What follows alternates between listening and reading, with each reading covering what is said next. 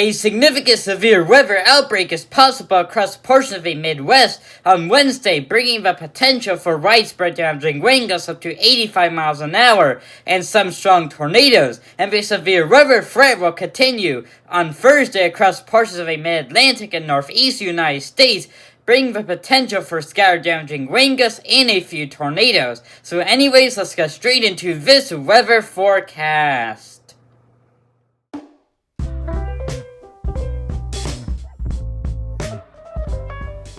So, first of all, looking at our Day 3 SPC severe weather outlook for Wednesday, you can see they currently have an enhanced risk of severe weather, meaning across northern and central Missouri, back into central Illinois, into central and northern Indiana, and their slight risk of severe weather extends from eastern Kansas into eastern Iowa and much of Missouri, back into southern Michigan and much of Ohio. For our probabilistic outlook, you can see we have a 30% risk area and 15% risk area and a 5% risk area across our enhanced, slight, and marginal risks. But we do have a SIG-1 area already from parts of eastern Kansas back into much of Indiana into northwestern Ohio. Going into the discussion for Wednesday, you can see we are talking about an all-hazard severe weather episode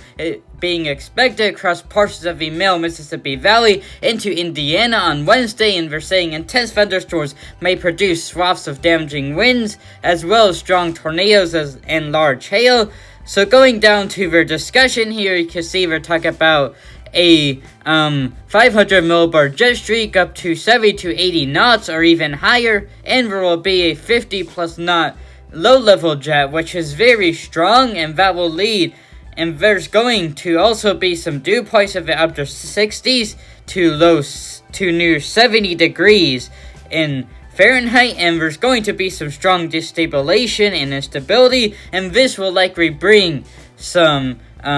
numerous severe storms, especially if the cold front that will move through. And we're talking about a environment capable of supporting all severe hazards, particularly strong tornadoes and damaging wind gusts. And we're talking about some uncertainty regarding the northward extent of the severe risk, so we could see the risk expanded slightly farther north into parts of Iowa and more of northern Indiana and northern Illinois. So make sure you pay attention for future SPC outlooks and future weather forecasts on my channel for more information. Now looking at our Day 4 for a severe weather outlook from the Storm Prediction Center, which this outlook is for the Day 4 outlook on Thursday. You can see we currently have a 15% risk area, which is equivalent to a slight risk of severe weather from eastern Kentucky back into both Virginias all the way into Maryland, southern and eastern Pennsylvania, New Jersey, Delaware, also including portions of southeastern New York and southwestern Connecticut. If we go down into the discussion for Thursday, you can see we're talking about a strong upper level westerly flow across parts of the Ohio Valley, and there is a lot of uncertainty right now, and there may be some early day convection, some cloud cover that may limit the amount of instability that gets into the area, and additionally stronger mid to upper level flow will become increasingly displaced to the north, and there may be less moisture on this day, but there will still be a strong overlap of strong flow on top of a moist air mass. If that occurs there, we could see a risk of some severe thunderstorms with the potential for damaging wind gusts and maybe even a few tornadoes.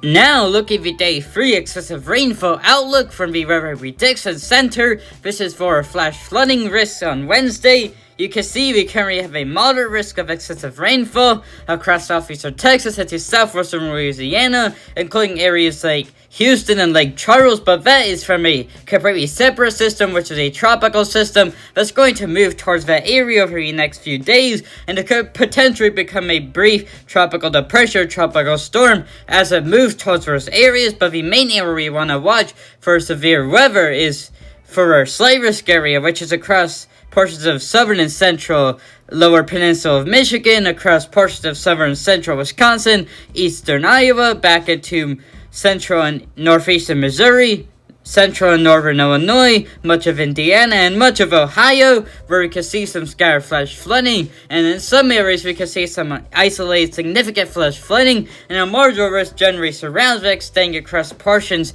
of western New York, western Pennsylvania, western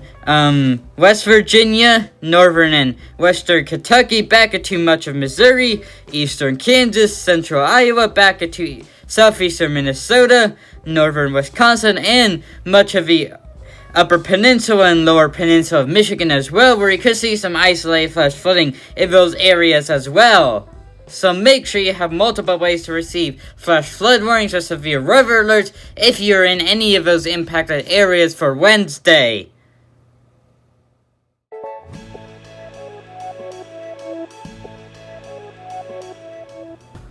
And now an update on the National Hurricane Center's website. You can see we actually now have a disturbance off the coast. Well, it's going to move off the coast of Texas and Louisiana and northeastern Mexico. You can see as of now, we're seeing a trough of low pressure located over northeastern Mexico continues to produce disorganized shower and thunderstorm activity. Development is not expected during the next day or so, while the trough remains in and drifts generally northward over northeastern Mexico and southern Texas. The system is then forecast to move northward and could re-emerge over the northwestern Gulf of America late Tuesday or Wednesday, where environmental conditions may support some development around midweek. Regardless of tropical cyclone formation, however, heavy rainfall, flash flooding, and gusty winds are possible across parts of eastern and southern Texas and Louisiana this week. Additional information of this system can be found approximately by your local National Weather Service forecast office, so make sure if you're in like southern or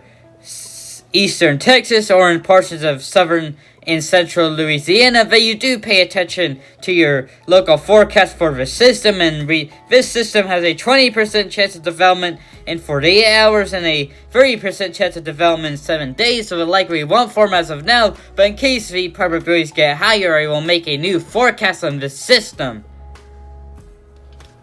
And we also do have an area of interest in the eastern Pacific Ocean as well. So this is from the remnants of Tropical Storm Amanda, which we had about a week or two ago. If we click on this system here, you can see we're talking about a broad area of low pressure located well southwest of the Baja California Peninsula is producing disorganized showers and thunderstorms. Environmental conditions could support some gradual development of this system in the next day or so, while the system moves northward and then northwestward at 5 to 10 miles an hour. But after the next 1 or 2 days, even 3 days after that, increasingly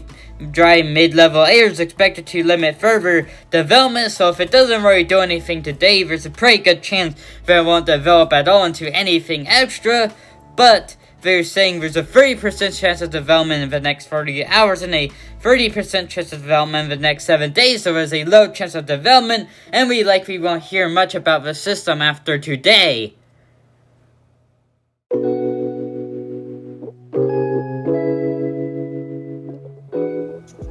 Now, finally looking at a couple of weather models to see what could happen on Wednesday. Starting at 12Z on Wednesday and the 06Z NAM. You can see by then it's showing going some scattered showers and thunderstorms mainly across eastern Iowa and northern and central Wisconsin. And then if we go into the future, you can see around 15Z to 18Z, it does form a small MCS, but moves across portions of southern Wisconsin, eastern Iowa, into northern Illinois, and eventually that moves into northern Indiana and southern Michigan, and eventually that weakens as it moves east. And by 0Z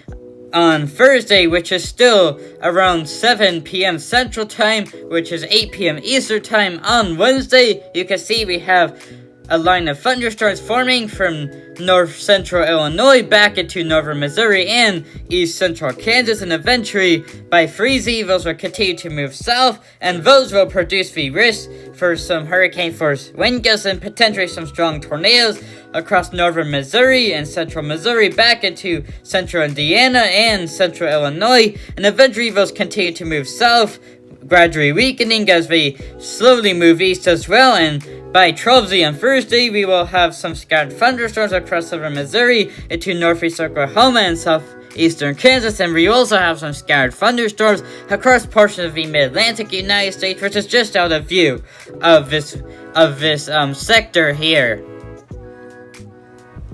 Now, starting at 12Z on Wednesday, on the 6Z RDPS, the GEM RDPS actually, so you can see we have some scattered thunderstorms across central and western Iowa, and another line of thunderstorms up there across portions of Minnesota and North Dakota back into western Wisconsin. And if we move it a few hours ahead, you can see the MCS forming across central, eventually moving into eastern Iowa, and then eventually that moves into northern Illinois and southern Wisconsin, and eventually continues to move east. You can see by around 18Z, we have some thunderstorms starting to form across southern Iowa, back into northwestern Missouri and extreme southeastern Nebraska. But by the time we get to around 21Z, you can see a well-organized line of thunderstorms across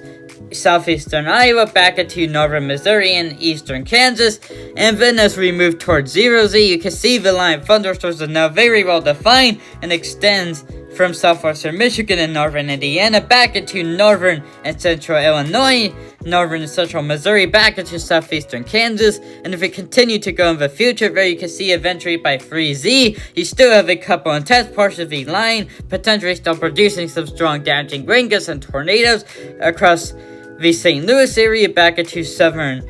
Illinois, and another one across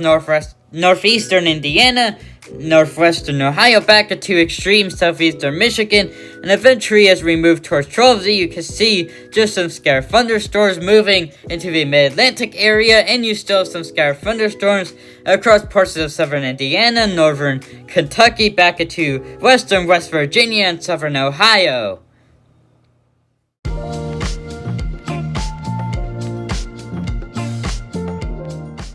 Anyways, that's the end of today's weather forecast. If you haven't already, make sure to subscribe to my channel and turn on notifications. And also on my channel, I did post a short trailer for a new video I'm posting of a storm trace I went on recently, so make sure you watch that as well. And I will hopefully see many of you in my next weather forecast, which will likely be tomorrow, or if I don't need to make a new one tomorrow, it will be on Wednesday, and I will likely have a new one on Thursday as well. And I will also make updates of the tropical systems as needed, and any new ones that form. And I will see you on the next weather forecast. Goodbye.